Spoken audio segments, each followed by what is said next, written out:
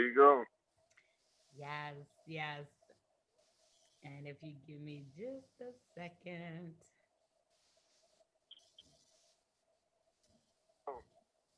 Yes, yes.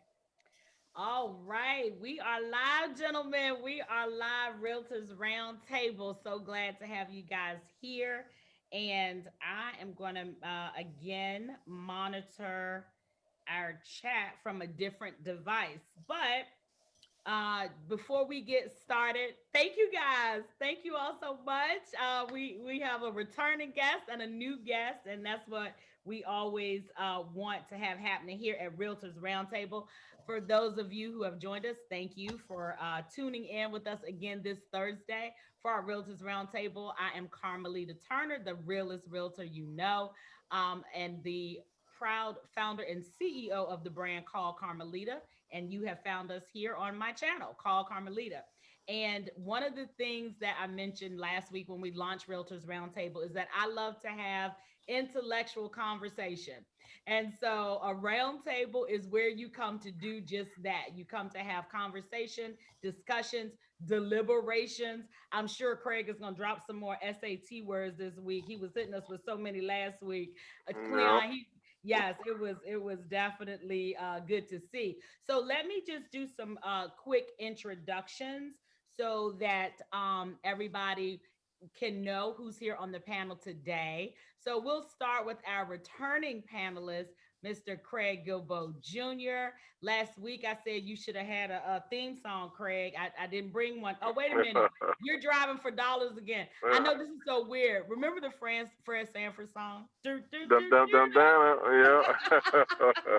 I'm gonna have to bring that song for it to be your theme song.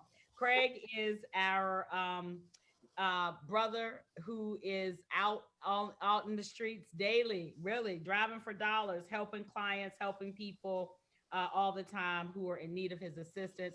And today we have another phenomenal guest joining us, another one of our colleagues and brothers in the industry, Cleon Smith. We are so glad to have you this week. How you doing, I Cleon? am well. I am well, Carmelia. Thank you for having me. Thank you. Hey, thanks for showing up. And Cleon was out driving for dollars himself. He was out visiting with former clients and new clients to come. Listen, you all think this real estate game is sitting behind this computer. Get out of here. We are out in the streets all the time because that's where the need is. So we are out amongst the people frequently. So what will happen is that our format, we're gonna go through our same format that we had last week. So, Cleon, since this is your first week, I'll kind of do an overview. So, we like to start off, with a current event that we will talk about and how it impacts the world of real estate. We throw in a mindset moment because we know that we are all what we do is greater than just helping people own more doors and own dirt. So we do have a mindset moment. And then we will talk a little bit more about our focal book for the month, The Black Tax by Sean Rochester. And let me tell you, the time goes by so fast, and we always like to make sure that we leave time to answer questions that come to us live. So that is always the benefit that people can have their questions answered.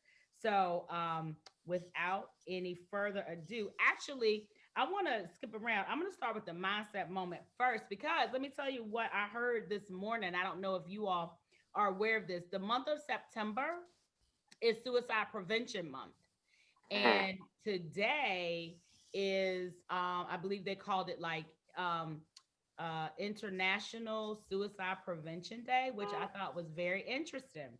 And so I know that Howard University is holding an online forum today at 6. And I thought that was interesting, but also very important to share because instances of suicide, especially in the Black community, are much higher than people realize. So Mm. I never realized September was Suicide Prevention Month, especially since it is my birthday month. But I will remember it now and now on, and definitely make sure that I mention it. So I just want to share that for the mindset moment because we've been going through a lot in 2020, y'all. Yeah. Yeah. We have really been going through a lot, and I think it's important, that we kind of let folks know that it's okay, you know, to reach out for help and to get help, but also more importantly to check on other people as well. I think that's important. Sometimes we get so busy, you know, in our days, Cleon, that we may forget to check on other folks. So I think that's important as well. So Absolutely. And just letting them know you're there for them, you know? yes, absolutely. You back with us, brother? Yeah, I apologize, but what I was gonna say was, checking on people. I've always been that guy in my family that would always call everybody in the family or be at their house when I was little, Uh-huh. and I would always try to at least call, just to check up because you don't know what people are going through, and Yes. sometimes if you forget how blessed you are, right? Mm, So what people tend to forget, especially people that have big families and can make friends or acquaintances easy, is that that's not normal for some people. And there's people that go weeks, days without talking to anybody, and mm, you don't know who that is. So right. it's always good to reach out to people just to check up on them and be genuine about it. But Yeah. check up on, hey babe, you good? Are you everything all right? Because what's funny is this, right?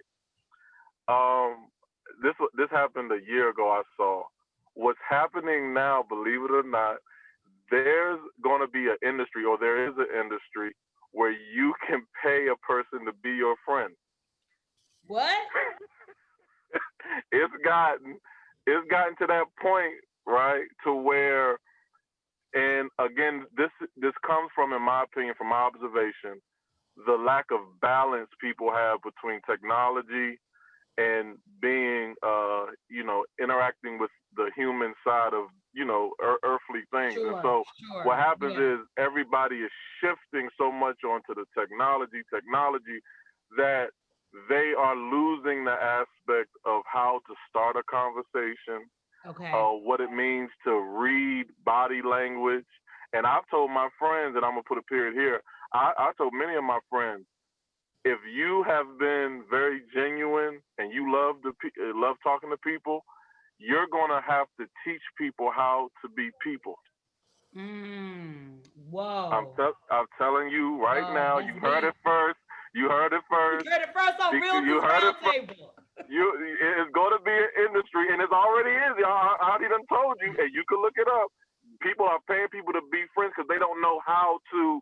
Hey Yeah. man, or haven't developed the courage just to talk to somebody. So. Yeah. Yes. Mhm. So I was, to that point, I was watching a episode of, I believe W. Kamau Bell. He had a show on CNN. The title is slipping me, but on one episode he went in and there's this. I believe he was out in the Northwest. I want to say Portland, but I don't want to Okay. pigeonhole Portland.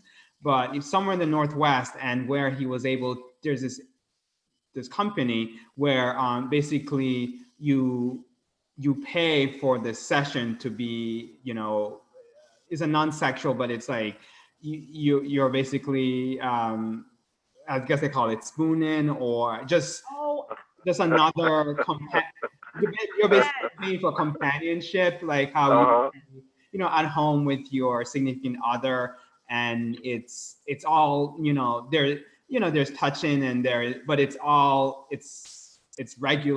regulated in a certain Sure. sense. So it was very interesting that you brought that up, Craig, because I'm telling you, man. your point about human touch, I think so much of us are missing that, and we have been for so long, and we Yeah. are now at a point now where we are going to pay for that human connection. That's just something. I did see that, Cleon, and I'm glad you brought that up. I do. I now you're bringing that back to my memory, and I was like, I don't want to spoon with a stranger, but I mean, like you said, it was very regulated. It wasn't anything sexual or anything freaky or anything like that. But yeah, and human touch is important. And last week, Craig, remember when we were talking about, so Cleon, Craig's wife is also an educator, and education is my background. And we were talking last week about the fact that for every one bad, bad negative thing you say to a child, it takes 25 words to make that up, right?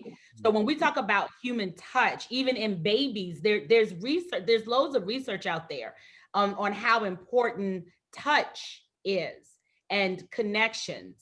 Yeah. And so when we talk about this, and again, when we're talking about Suicide Prevention Month here in the month of September, that's important because, like you said, you never know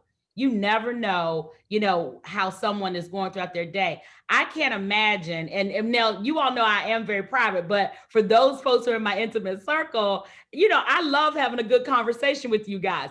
So I couldn't imagine going a whole day without interacting with anybody. Like, Yeah.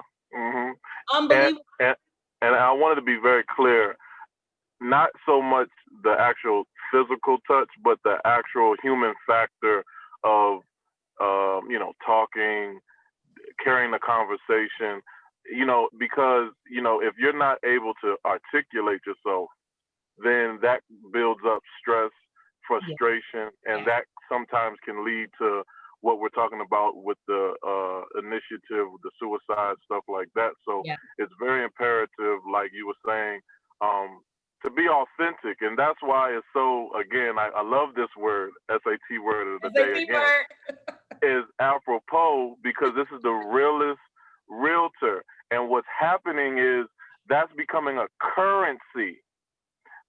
My man just said people are looking for the real.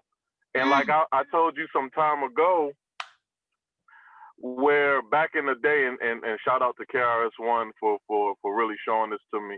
my He boy. was like back in the day, people were so in tune with real, with truth, that Yes, they watched, grown people would watch Spider-Man, Batman to escape because they dealt with the real. yes. Now people are so much into fantasy that they're looking for the real, and real, what is it called? Reality television. Which is crazy. It's So crazy. if you can be authentic, and I'm gonna put a period here, if you can be authentic in your mind, your spirit, and your words, you're gonna make a. You're not gonna only help people. You're gonna make a pretty coin too. Praise God. I receive all that. I'm gonna Yes, receive all ma'am. that. And listen, the realest realtor always connects with real folks because listen, I don't let just anybody on my platform Mm-hmm. because I know that we are all out here to help our clients. I mean, like I said, Cleon was just driving around going to check on his clients today. You're out there driving for dollars right now, Craig. So I like people to see the real of what we do Mm-hmm. because it's bigger than a transaction. It's bigger than a transaction. Mm-hmm. Yes, We yes, are ma'am. very eclectic and we deal with that human connection on many different levels. But at the end of the day, our goal is to help people understand the importance of owning dirt. Yes. The end, period. So wow, that was a good mindset moment, brothers. Thank you. I didn't even think we were going to go that route, but thank you because Thank we you. Mm-hmm. need that mindset moment. So again, September is Suicide Prevention Month, and make sure that you're just checking on folks and just saying, "Hey, how you doing? Love you. I'm good. Are you good? Okay, just know that I'm here for you." So we definitely wanted to put that out there. Okay, so let's move into our current event. So we all had the opportunity to look at two different articles. I want to start with the New York Times article. So New York Times had put an article out on August 25th. And well, actually, they updated it August 27th, but it initially published on August 25th. And it was talking about a married couple, interracial married couple, Abina and Alex Horton, and they live in a 4-bedroom, 4-bath ranch style in Jacksonville, Florida, Mm-hmm. which is close to apparently a predominantly white neighborhood called Ortega River. And Mm-hmm. in that particular neighborhood, the homes have solid values, very sound values that range from about 350,000 to 550,000. That's a very solid number, especially in Florida. So, we all know that market, and that's a good number. So like many homeowners, especially, during this time in 2020, we're seeing a lot of people wanting to refinance, things of that nature, take advantage of some of these lower interest rates, as we've been encouraging clients to do. So they wanted to do the same. So what I don't know. So for the listening audience, and we're not going to go into the specifics of, what a transaction looks like or what it looks like to refinance, but a portion of that has to do with an appraisal. And so what happens is that the bank will send out an appraiser, and just like realtors. So not only are we licensed, we have to be licensed, credentialed, but we also are sworn to an oath, just like doctors. It's no different from doctors. And so, yeah, like I don't think people understand how serious it is, and what we must, the integrity that we must uphold, so that we're not in jeopardy of losing our license, right?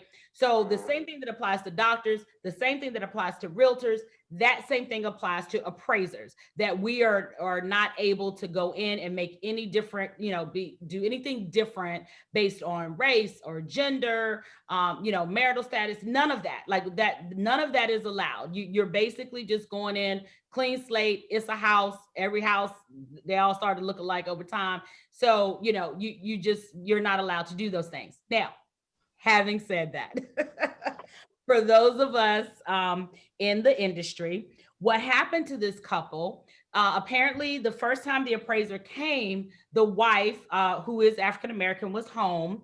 The appraiser comes, and you all know what the appraiser, they go through. They take their pictures, run their numbers, things of that nature. So they came back with an appraisal. Now, mind you, they thought their house would at least appraise for about 450,000, right? The appraisal came back at 330,000. $120,000 less than what they expected, right? And so now another thing that we want the listening audience to understand that you're able to do, whether you're purchasing a home, whether you're refinancing, you can challenge an appraisal. Yep. Yeah, you can challenge an appraisal. If it quacks like a duck and it walks like a duck, it's a duck. So if it doesn't look right, ask somebody. Ask your realtor, ask your lender, say this really doesn't look right, then challenge it. You have that right. Do not just sit there and accept what someone tells you. I mean, you talk $120,000, get out of here. Like, they were shocked. So what the wife did, she went through the home and removed, all of her, pictures, anything that would have denoted being a Black American. Books, her Zora Neale Hurston books, which that's my favorite, but removed all her books, took all those things down, and kind of, for lack of a better term, made the home neutral. Okay, she made it neutral. And so they challenged the appraisal. The appraiser comes back. This time she went out with their son, and the husband was home.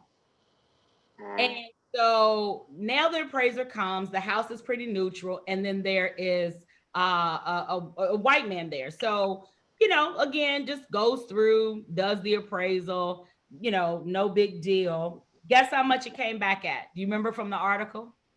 I think wasn't it above the 450, I believe? It was 465. 465. When the other appraiser said, "Oh yeah, this is about $330,000." So the article, goes on just to talk about not only this couple, but they talked about another guy. I think he was like I think he's like some he was some type of scientist or engineer or something. In Connecticut. Same thing happened to him. But here's the kicker. And the same thing happened to D.L. Hughley, one of the famous comedians, activists, actors out there. Same thing happened to D.L. Hughley. Now, come on. Now, one of the things that they said in that New York Times article was that appraisals by nature are subjective. Yeah, man. What? Now, wait a minute. What did I just say? We all take an oath. We're all bound by law. So I'm gonna let you gentlemen speak to that. What are your thoughts after reading that article? Especially that statement stood out to me. I'm gonna be quiet before I make my comments. You gentlemen, I yield the floor to you. You want to go first, brother? Go ahead, Craig. All right. Well, okay. So I'll start with a saying, right? A saying, it says, certainty is knowledge and knowledge is certainty, right? And I go by another creed of you trust and you verify, right? And so what I will say is it from the surface it looks very bad. Um, that's 100. The first example you gave me, the article 330 from 465. That's out of control. That's like that's out of control. Yeah. Um, but more specifically, I'm very solution based, right? And so my question to the audience and to the people, specifically the black community, is what how do we change that? How do we change those things from happening? And so one of the solutions I come up with, right, because it's one thing to complain and then you have to have your solutions, is you have to research that industry.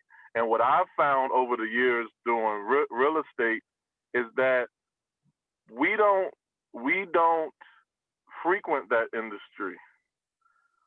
You know what I'm saying? Like Yeah. a majority of the appraisers I've seen have been rather foreign or white. And then I've had conversations and I've asked her, so how do you become an appraiser?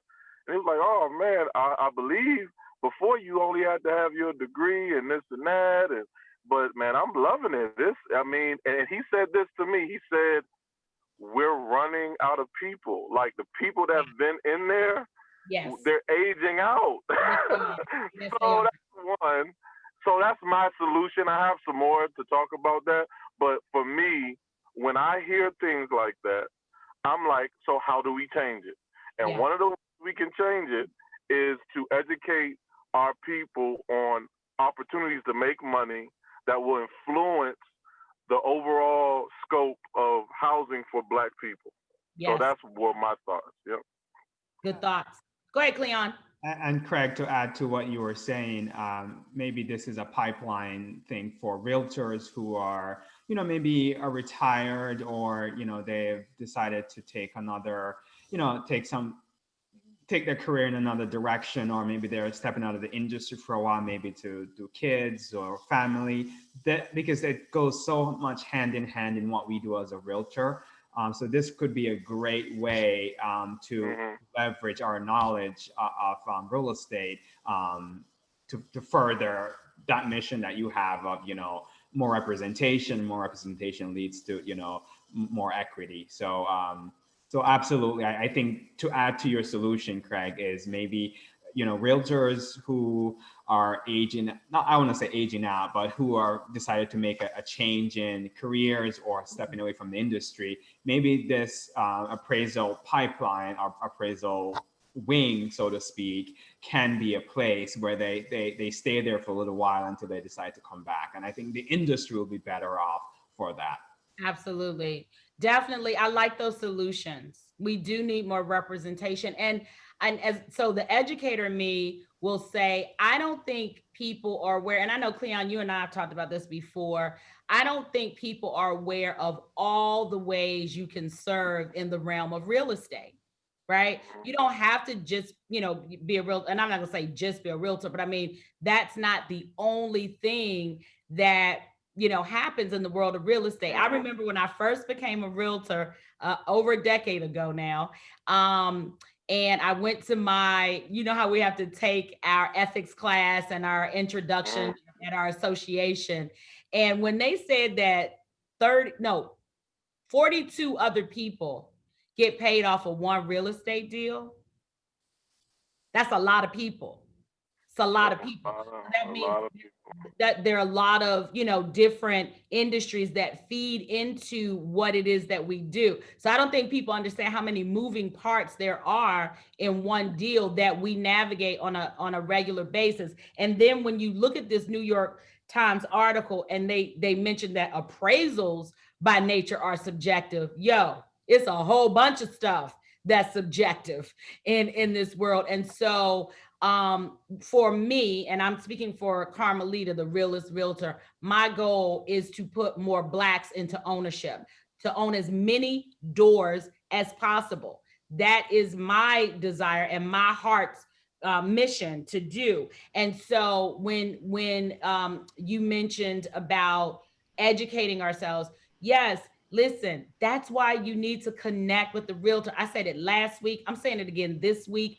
All of our contact information will be on this video. I don't care who you connect with, but connect with a realtor, because it is imperative that you are, number one, connecting with someone, like Cleon said, that knows the industry, but can also guide you to what you need to educate yourself. I used to tell my students all the time, don't believe what I'm saying just because I'm saying it. Like Craig said, you need to verify it.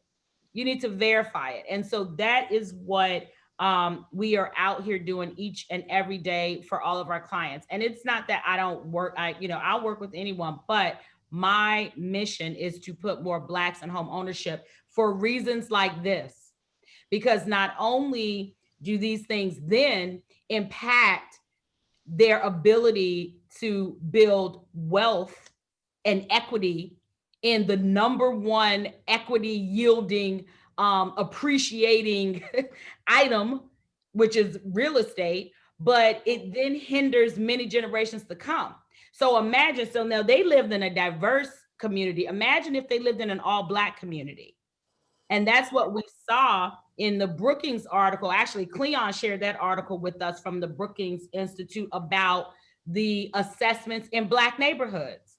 How, how they devalue the homes in those neighborhoods as compared to the assessments of neighborhoods that are not predominantly Black, many of which are predominantly white in neighboring areas. So it's important to have these conversations. It's important to know that yes, it's out there, and it's important to connect with folks that are going to fight for you.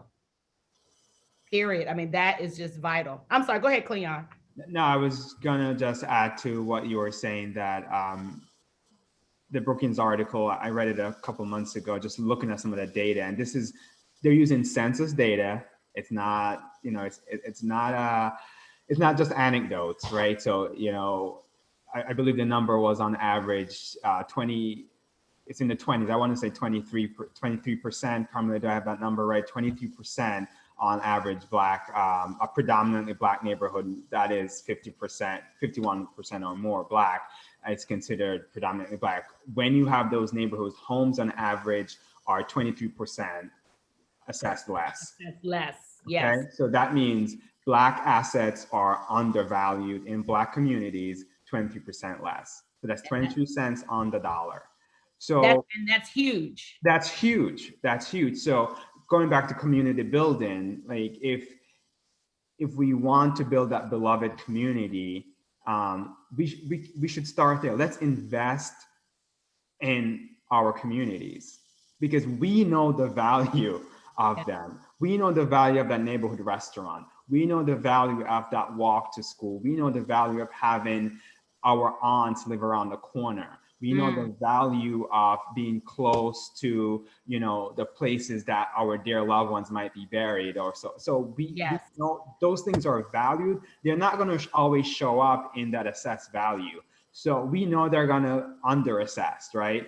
But we are as professionals, we as homeowners, we as real estate owners, that's an opportunity for us to really invest and rebuild and repair communities. I love that.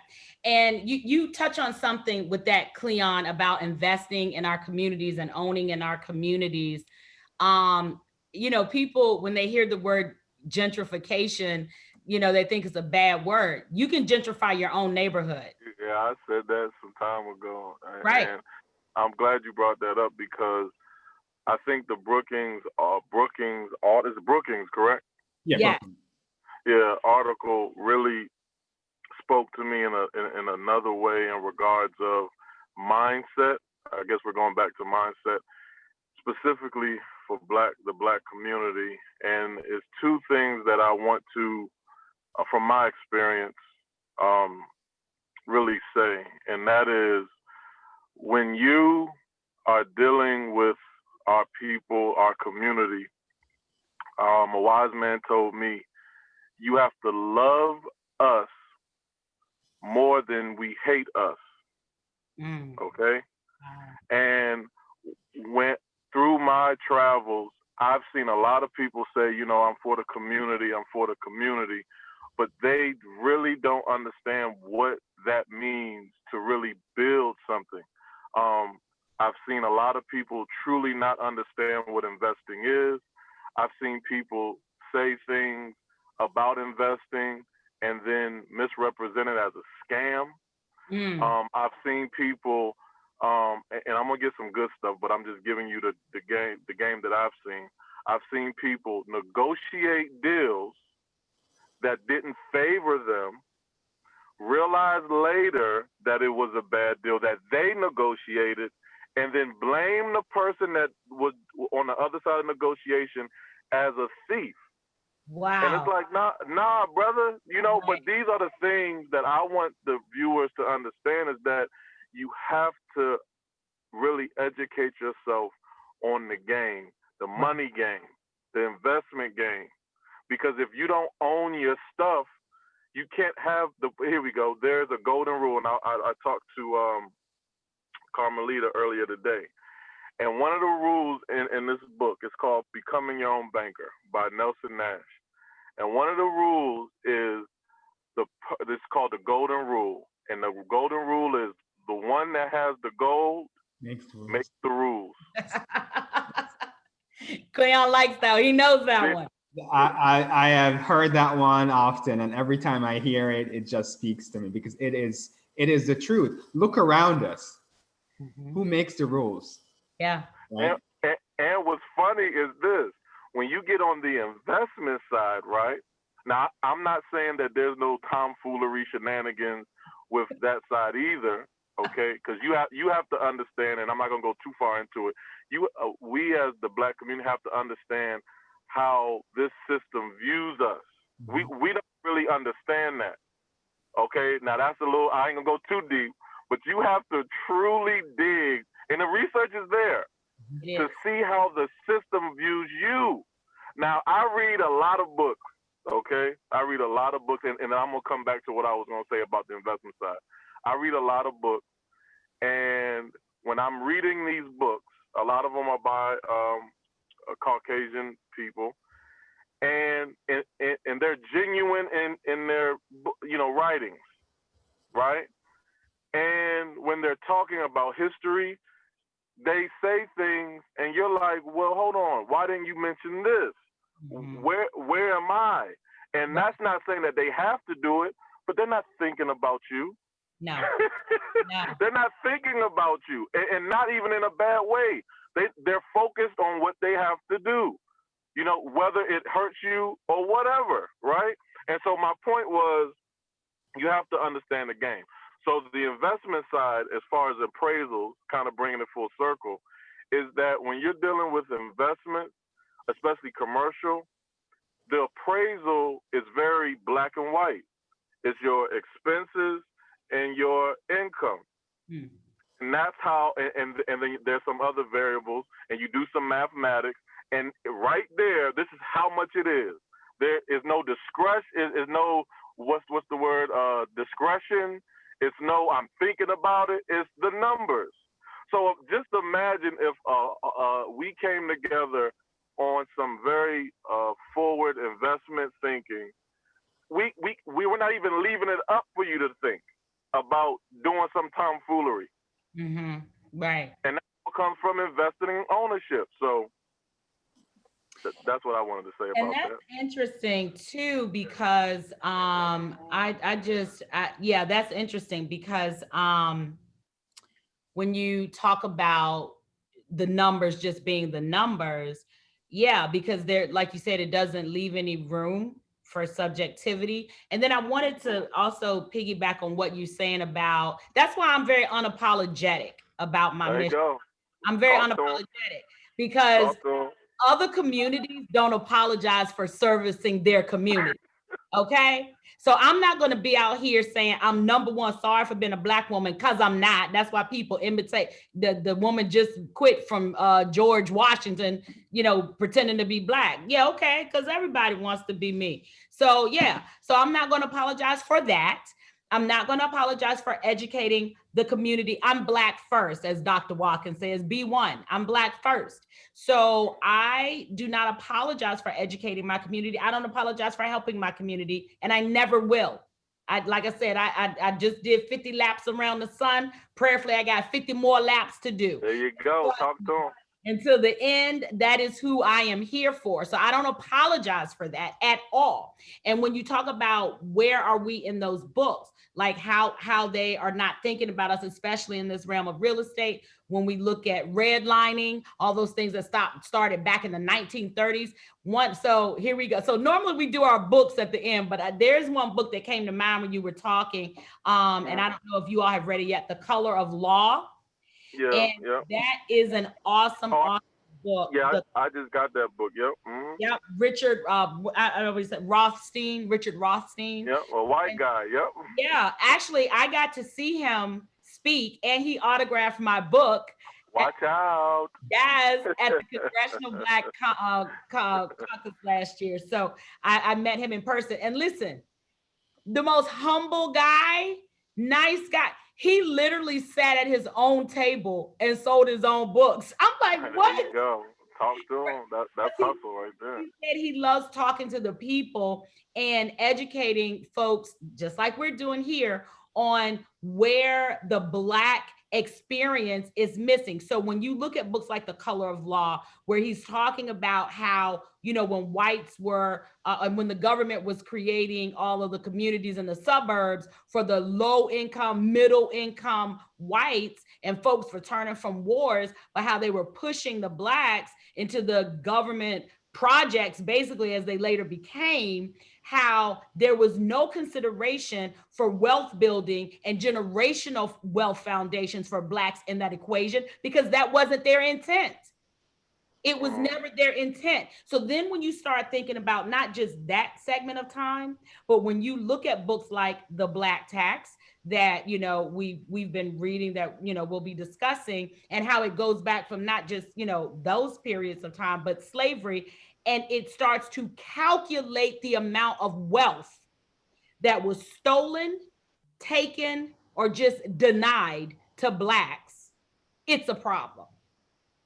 It's definitely a problem, and not one that anyone can try to convince me is different, because it's not. It is documented and it is factual. Okay, so I'll be quiet on that, and I'll let you guys go from there. Yeah, I mean, like I said earlier, I'm very solution based. So I'm telling you guys, do the research.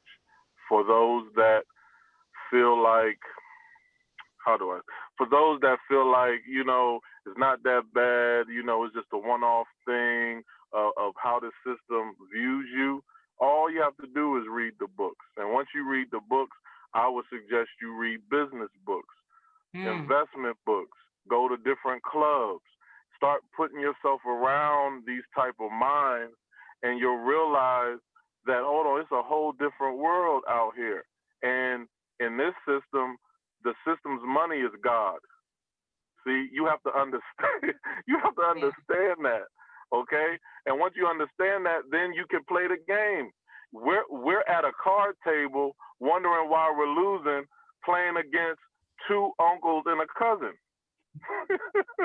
Walking, talking about why am I keep losing? Well, duh, they playing against you. Right. So that's my solution: ownership, educating yourself, and being consistent and actually doing it. Because like we said last week, we can talk all day, There's not a Yeah. lot of people putting that rubber to the road. You So, have to. You have to. mm, So, okay, so then we'll transition and then I do have and I'm looking in the chat. If you have questions, please drop your questions in the chat. I do have a couple questions here, but let's start with this because listen, this isn't all doom and gloom. This is us educating, us kind of having a wonderful time to just talk about things that we see every day. And let me tell you, the stories we could tell mm, about transactions and even from our fellow black realtors, I mean, and it's like I wish we did more of this even just to support each other because sometimes you out there battling by yourself and licking your wounds and having to limp back in the battle, and it's so listen, I'm telling you, look, we've all been there. We have all been there, and it's like, yo, oh, but it I'm is, trying to send boy. the bat signal up or something. Yeah, yeah. But we put this stuff out there because we are authentic. We want you to know that yes, we're human too, like everybody else. We are subjected to the same challenges like everybody else, but guess what? It has never stopped us because we wouldn't be sitting here at the Realtors Roundtable if it did. And the reason that we continually perfect our crafts is because we know the value of ownership, and we want that for everyone to the degree to the largest degree that you desire. So we want that for everyone. So because this is not all doom and gloom, so we've given some factual information, factual data. We've talked about things that people can do to protect themselves, but really at the end of the day, it comes back to the main thing: do business with realtors that share your experience. Mm-hmm. Let us help you. Let us help you. It's like, oh well, my cousin said I don't need to use a realtor because I could do this. Okay, well, tell your heart doctor that you can do your open heart surgery yourself too. I mean, you know what I'm saying? Like look, I just turned 50. I don't even care anymore. I'm gonna say whatever I want to say because Right. it's the truth, right? So when we hear these comments all the time. So for someone who may not have taken that courageous step just yet, or may not have started down the road of ownership, maybe even for their own primary resident, for additional investment properties, what's one good piece of advice that you would give to someone so that they could understand, hey, it is possible? So we'll start with Cleon. So just to recap, the question is, how can we, somebody's looking to enter this arena, because it is an arena. If they're trying to enter this arena, what's their first punch? The first punch to ownership. I like that. First punch to ownership. I'm making this up as I speak. So I would say the first punch is to know your worth. And I seriously mean that. Know what you're worth. And that not just in terms of monetarily worth, but know that you're a human being. Yes. That you have value. You deserve to find and pursue your life in whatever way makes sense, but you have worth. Yes. And like so when you're entering into any type of relationship, transactions, arrangements, just step back and know what you are worth and fight for that and demand equal compensation for your worth. So I would start there. Concretely, it would definitely be going back to what Craig and Carmen is, educating yourself. Get to know people who've been in this industry for a while, who can give you some, pointers. But if you're looking to really enter this arena, I would say the first place to start is looking at credit. And I know that's a big question, and we can come back to the topic. But I see so often that be the Achilles heel of my clients, and it's because they just didn't know. Yes. They did not know. So let's start with knowing, and that's right. so we can overcome that first hurdle that we know is going to be there is credit. We know that, and it can be overcome. I have seen it. We have partners who, you know, are there to help you on the way, but you just got to know your worth and know that you can have more. Yes, you can. There's a home out there for everyone. I say that all the time. And let me say this, as you can see by our backgrounds, all three of us are in three different places. No, Cleon did not see the questions on my paper because someone did submit a question to us about credit. And I'm glad that you brought that up. I was going to wait until we got to the round of questions. Sure. But you're exactly right. You have to start by knowing. I tell people all the time, yes, I'm the realist realtor for a reason. I can take you from credit to close. There's nothing you should fear. Nothing, not credit, not money, nothing. There is nothing that will stop you. So, you know, that I'm so glad you brought that up. So thank you, because that's what someone had asked about as far as credit. And let me also just add to that, Cleon, if I can, I'm going to piggyback. And then Craig, you can go. So my answer is going to be part of Cleon's answer. So it's like credit is not something you should fear ever, not ever. You got to understand, we could go out and start a credit agency tomorrow, our daggone selves. So again, you know, talk about subjectivity. Each one of them uses a different formula and algorithm. Like, get out of here, miss me with that. But it does come back to knowing.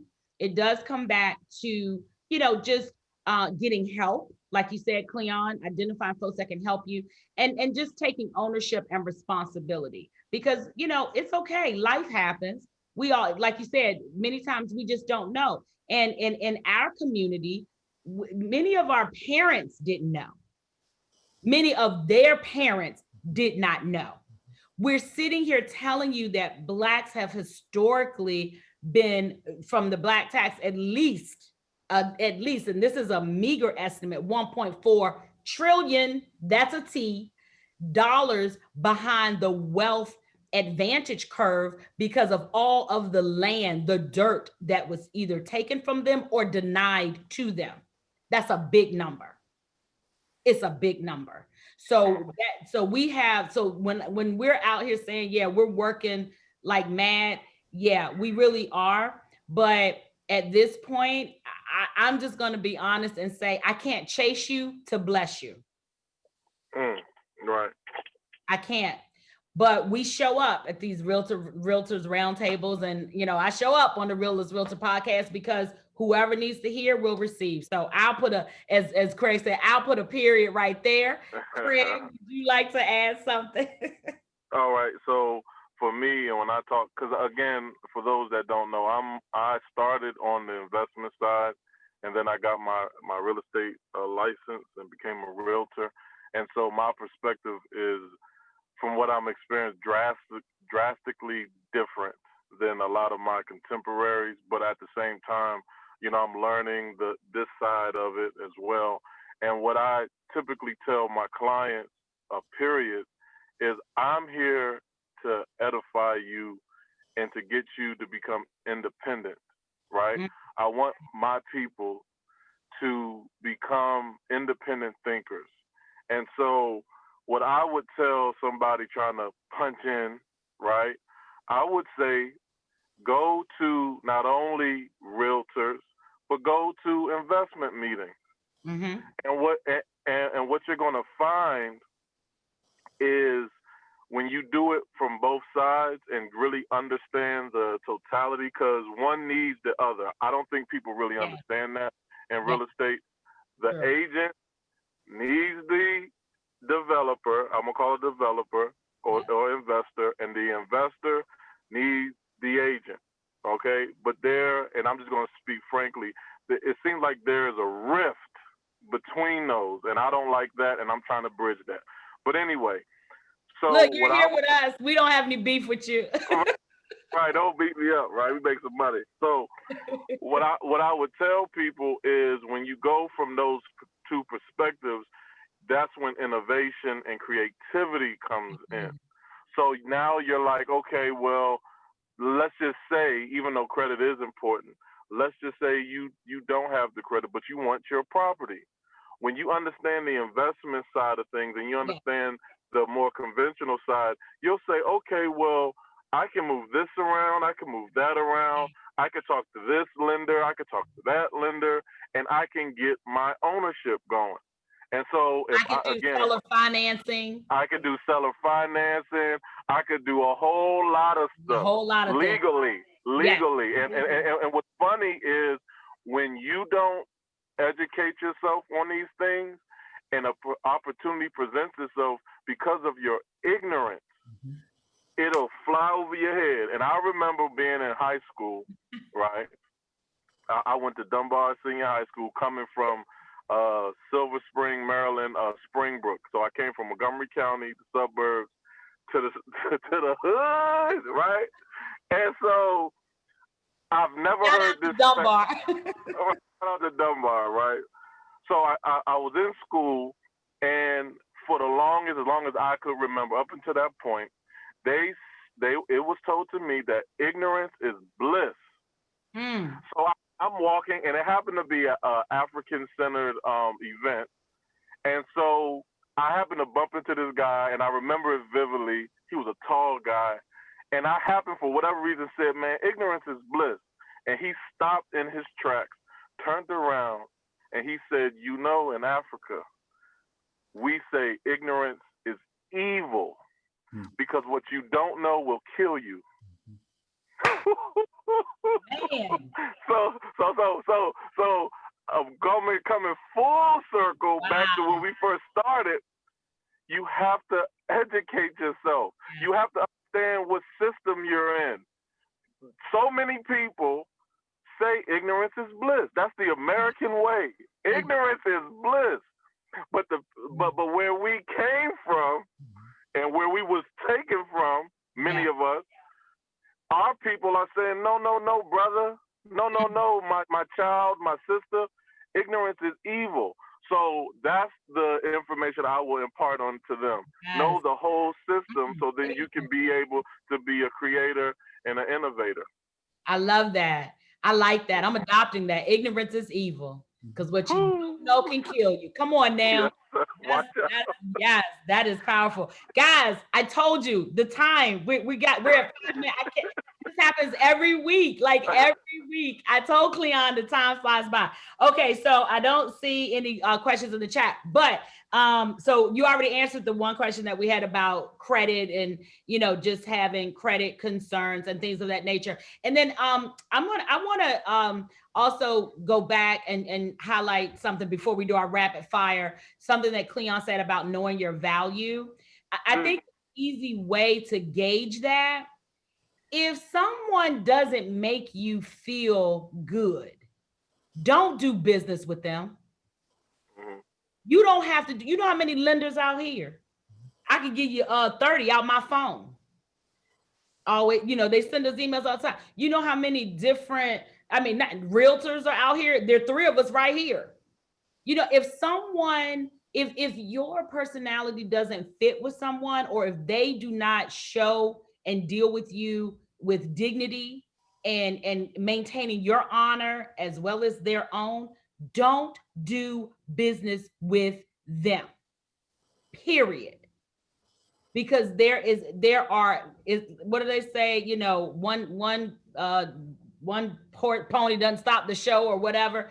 There are people out here willing and wanting to do business with you who will treat you with respect. So I think that's the point what Cleon said, know your worth.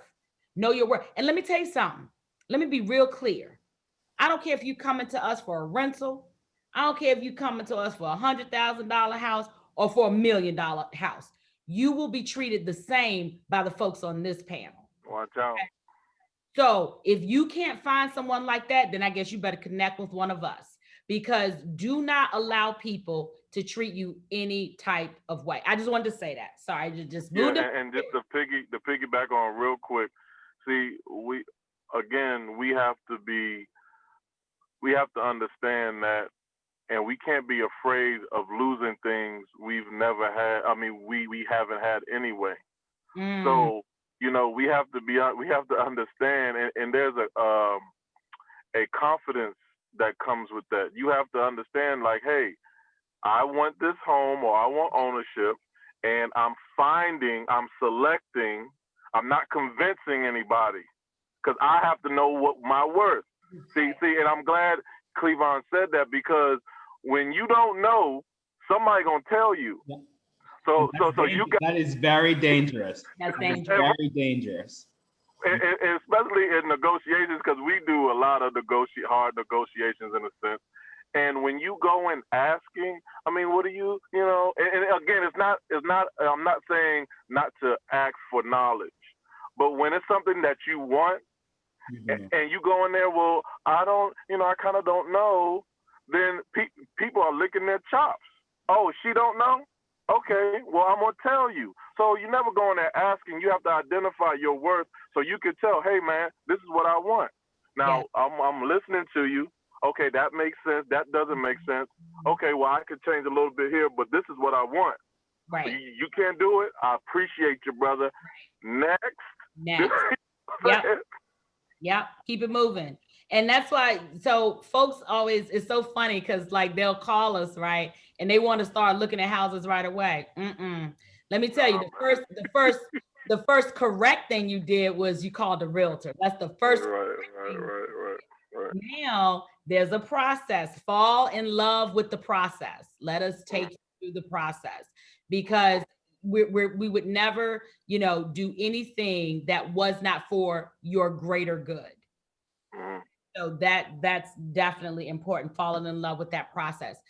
Okay, so we only have a minute left. So our rapid fire, I'll sit normally. So we're gonna let Cleon do this this week, because I offered up a book, The Color of Loss. So I would recommend that book to anyone to read. Cleon, what we like to do at the end is offer one book. Last week I asked for a business book, but actually I didn't even offer a business book. I offered The Alchemist. But any book that you would offer to the audience as something that you think should be in their library.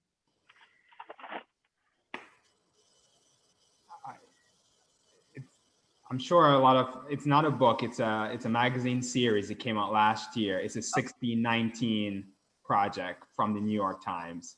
If you don't know about it, run, don't walk, run out if you can still get a copy of it. It's a 1619 project. The New York Times did it in collaboration with the 400th anniversary of African bodies in the United States. Oh my gosh. So I'm excited. I don't know it. You need to run if you can still get copies of it. It's a magazine series. There was a podcast element, there are essays, there are works of art, there are interviews, and it's been ground shaking. I love it. This is why I love the Realtors Roundtable. Yeah, so it's not a book, but it's a magazine, and some of the themes that this series is about, and what we talk about here, and what we stand for is in there from many different perspectives, from the African diaspora, from those of African descent. So please read that, absorb it. Let's talk. Let's take action. I love it. Let's take some action. 1619 Project, a New York Times magazine. New York Times magazine. Okay, I love it. And folks, remember, I always go back. I drop all of our contact information in the description of the video, as well as all of the books that were recommended on the Realtors Roundtable. Craig, did you want to offer another one other than the book that you gave, or is that one that you think's a good read for folks? Oh man, I do have one. Oh man, it's called Veto. Negotiating like a CEO, right? And one of the things that it touches on, and this is why I want our people to really read these business books. It talks about going into situations as if you belong there, right? Like so many times, like for example, and I believe you told me this, Carmelita, especially when you're dealing with an entrepreneur and kind of value your product or your service. You said, and if it was you, had to been you. You said whatever number you done came up with, times it by 5. Oh, I did. That was me. Because you're always are going to undervalue yourself. So we have to practice, 1, stop undervaluing ourselves, and 2, acting like you're supposed to be there. And this is the last little story, and then we can get out of here or however. So going back, the book is called Veto. negotiating like a CEO, Okay. and so acting like you're supposed to be there. So this is what I do. Don't judge me. So I could be having to go to the bathroom really, really, really, really, really bad, right? So sometimes I don't want to go to McDonald's or Wendy's or whatever to go to the bathroom. So I'll go to a hotel. So I act like I'm supposed to. I don't look. I don't ask. I just go Oh, in there and I say, hey, where's the bathroom? And I just say, where the bathroom? They say, okay, sir. And I walk in, go to the bathroom. right. And what's funny is when you act like you're supposed to be there, people assume you're supposed to be Supposed to be there. there. Yeah. Yeah. Absolutely. Yeah. I can say I have gone into some high profile things in DC from that same mindset I love it. because I was dressed. I was supposed to Yeah. be there. Right. I'm there. Right. Yes. I love it. So if Cleon and Craig run into each other at the same hotel, looking for We're going to be in the bathroom. y'all be in the bathroom. I got you. Listen, I'm gonna try that one. I'm gonna try that one. That's a good one. It That's a good works. It one. almost works every time. I'm telling But you. you know what? I love that. Act like you're supposed to be there because listen, really, at the end of the day, it's not even an act because I belong everywhere There you where I go. am. There you go.